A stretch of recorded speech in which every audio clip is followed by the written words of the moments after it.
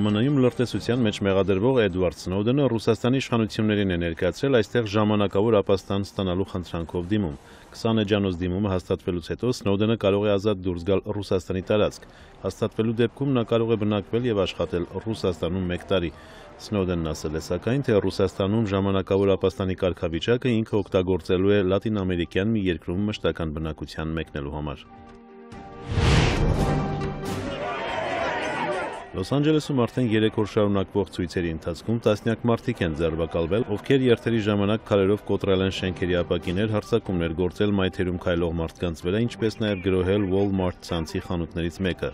Բողոքի ցույցերը այստեղ սկսվեցին այն բանից հետո, երբ Ֆլորիդայի դատարանը ազատ արձակեց սպանության մեղադրանքով դատարանի առջև կանգնած Ջորջ Զիմերմանին։ 17-ամյա Թրեյվոն Մարտինին սպանած Զիմերմանը արդարացվեց այն պատճառաբանությամբ, որ նա կրակել է ինքնապաշտպանության նպատակով, երբ տղան նրան գետնին նետելով սկսել է գլուխը հարվածել գետնին։